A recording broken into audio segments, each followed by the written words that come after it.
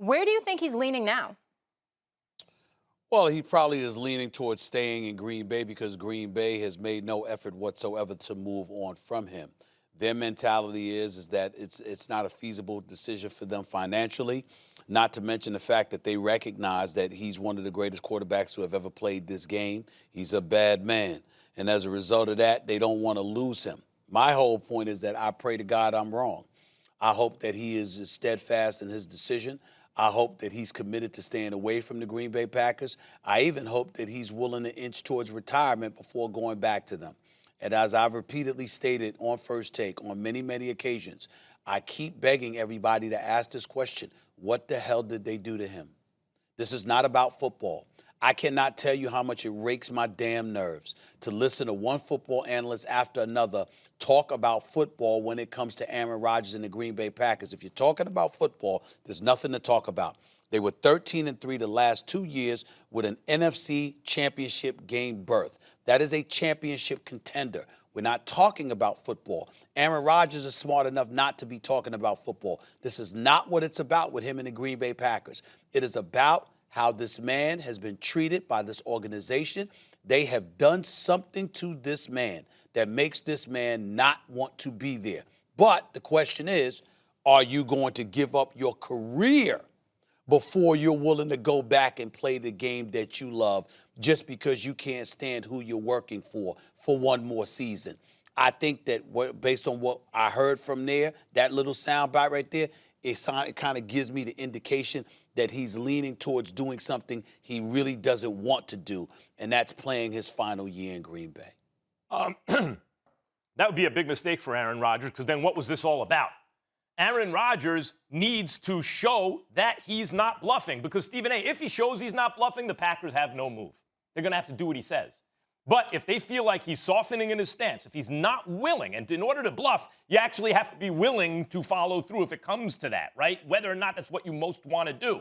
If he's actually willing to sit out the year, what are the Packers going to do? Think about the Stafford-Goff trade, okay? Goff was drafted #1 overall, made 2 Pro Bowls, won an NFC championship game, went to a Super Bowl, and he was traded along with 2 first-round picks and a 3rd-round pick for Matt Stafford. Now, Stafford has a team-friendly contract, but Stafford is considered a better quarterback than Goff also. The point is, if you can get all that for Stafford, Goff, 2 firsts and a 3rd, what are you going to get for Aaron Rodgers? So in the end, if Rodgers showed the Packers, I'm really not going to play for you, if that's the price for Stafford, the bidding starts at 3 first-rounders for Rodgers, but it doesn't end there. Are they going to give that up? Of course not. They'll move him, but he has to show that he's serious by not playing for the Packers. Well, let me say this to you, Max, and let me throw this back at you. Couple of things. Number one, you started off your soliloquy by asking the question, what was this all for? Well, what it was all for is that if it's an organization that wants to treat him like trash and wants to be dismissive of him or act like he's just another guy as opposed to him being that bad man that he is, okay, he was saying, okay, then get me up out of here. It shouldn't be an issue since you don't want me and I don't really want to be here. But come to find out, they do want him, and they just want to dismiss him like he's nothing, but they want him. But they know that he's not anything. They know that he's more than just nothing. They know that he's one of the great ones who have ever played, but they just want to treat him like he's just some ordinary Joe. The other side to all of this is this, Max. When we talk about him in this regard in terms of Matthew Stafford, let's understand with Jared Goff and Matthew Stafford. The Los Angeles Rams did not want Matthew Stafford, okay? Sean McVay did not want him anymore. Les Snead didn't want him anymore. They didn't want him in Los Angeles. You said Goff, I'm sorry. Yeah, Goff. yeah, I'm saying I said Stafford and Goff. They didn't want Goff any longer.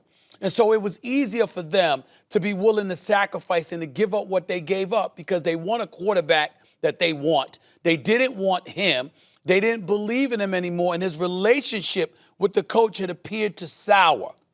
In the case of Aaron Rodgers, he might feel like Matt LaFleur is somebody that passes the buck, that doesn't accept enough accountability, but his disdain is not for Coach Matt LaFleur, from what I've been told. But Stephen A. His disdain is for the organization, meaning the Mark Murphys of the world. And we saw that soundbite from Mark Murphy and what he said weeks ago, which I felt was incredibly incriminating towards him and really highlighted and illuminated why Aaron Rodgers would have a problem with this organization. I'm not debating those points. The reason I brought up Goff and Stafford was to price Aaron Rodgers. If Stafford lands you 2 firsts, a third, and a former number 1 overall who's been to 2 Pro Bowls, is in his prime, and has been in a Super Bowl already, right? If that's Stafford's price, what's Rodgers' price? Now, but didn't you hear what I said?